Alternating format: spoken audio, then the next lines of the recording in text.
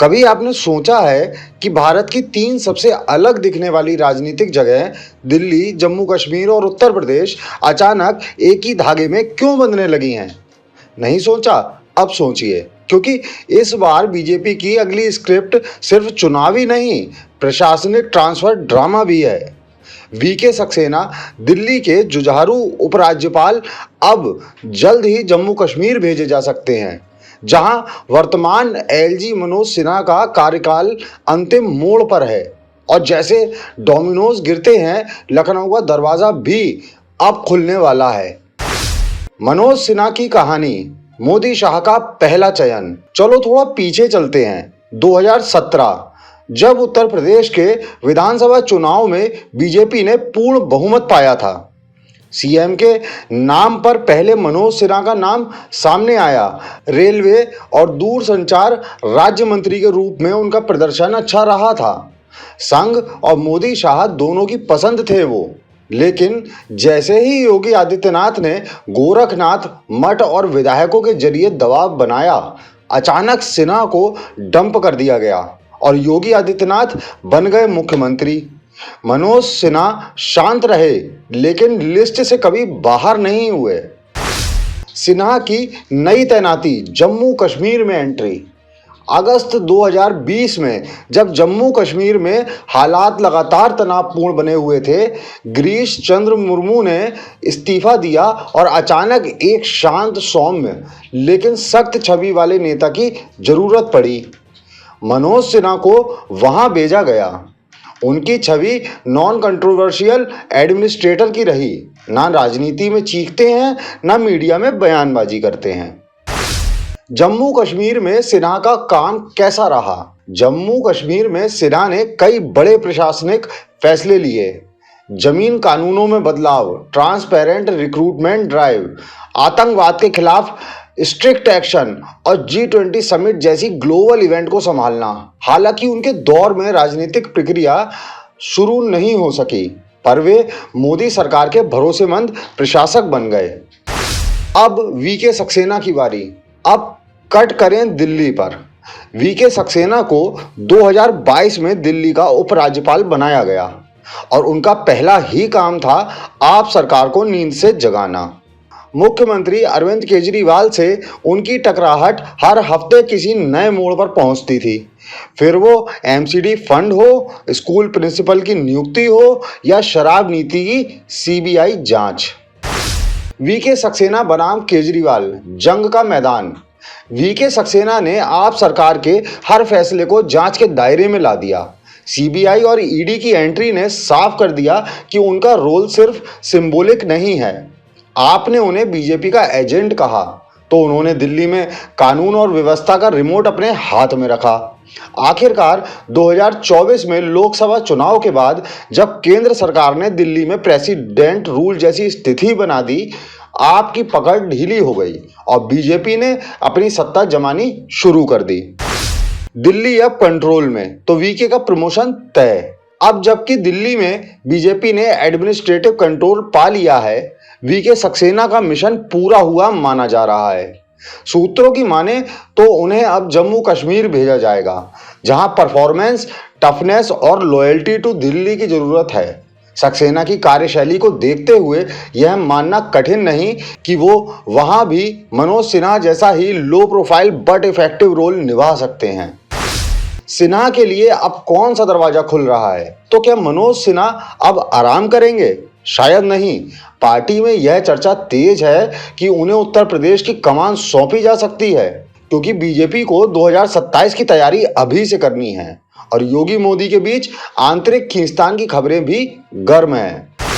योगी की स्थिति ताकतवर लेकिन स्वतंत्र। योगी आदित्यनाथ की ताकत अब सिर्फ मठ या यूपी तक सीमित नहीं, वो नेशनल फेस बन चुके हैं और यही बात मोदी शाह कैंप को परेशान करती रही है। 2024 में भी देखा गया कि यूपी में बीजेपी की परफॉर्मेंस कमजोर रही और इस पर योगी की जिम्मेदारी तय करने की बातें दिल्ली में होने लगी हैं। अगर दिल्ली चाहे तो 2025-26 में बदलाव की स्क्रिप्ट चुपचाप लिखी जा सकती है। क्या 2027 के लिए सॉफ्ट चेहरा तैयार हो रहा है? मनोज सिन्हा का प्रशासनिक अनुभव, कम विवाद और संघ से जुड़ाव उन्हें योगी का संभावित उत्तराधिकारी बनाता है। 2027 में अगर योगी हटे तो जनता को झटका ना लगे, इसलिए अब से ही मनोज सिन्हा की वापसी यूपी की जमीन पर एडमिनिस्ट्रेटिव सेटअप में की जा सकती है। शायद किसी राज्य आयोग या सलाहकार भूमिका से शुरुआत। बीजेपी की आंतरिक राजनीति सतह से नीचे की लहर। इन सभी ट्रांसफरों और पद बदलावों के पीछे जो असली बात है वो है बीजेपी की आंतरिक रीअलाइनमेंट।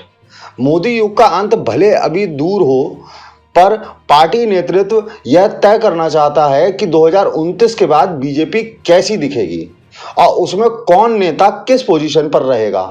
उसका रिहर्सल अब शुरू हो चुका है।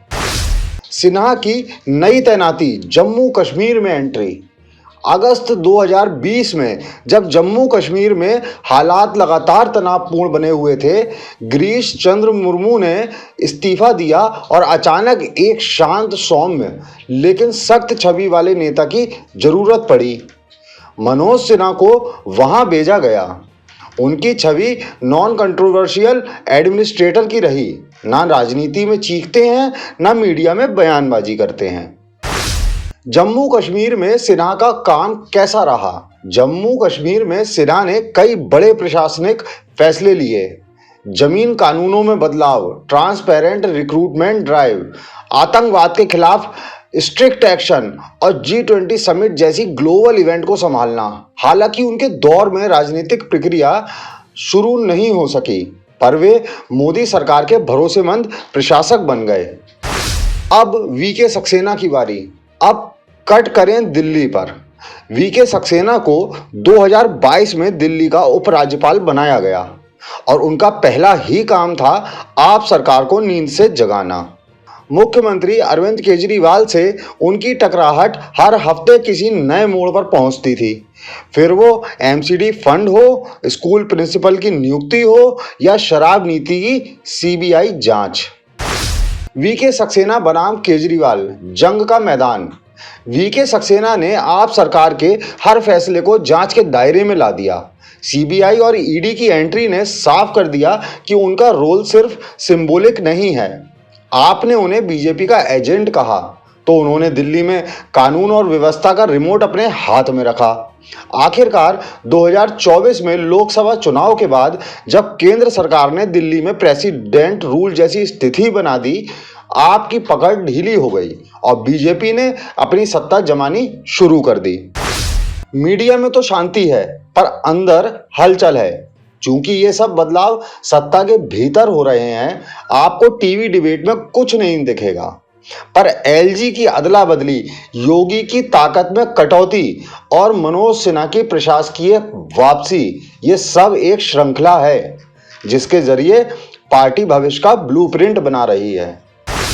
एलजी की कुर्सी से लेकर सीएम की सीट तक वीके सक्सेना दिल्ली से कश्मीर जा रहे हैं। मनोज सिन्हा कश्मीर से शायद लखनऊ की ओर बढ़ रहे हैं और योगी आदित्यनाथ की कुर्सी की नींव अब टेस्टिंग में है। दिल्ली, जम्मू कश्मीर और यूपी, तीनों ही जगहों पर सत्ता की नई कहानी लिखी जा रही है और हम सब इस राजनीतिक स्क्रीन प्ले के दर्शक हैं। और आप हमसे जुड़े रहने के लिए सब्सक्राइब करें YouTube पर, फॉलो करें Twitter पर और लाइक करें Facebook पर। और ज्यादा जानकारी के लिए आपको टाइप करना होगा सिर्फ न्यूज़ नशा।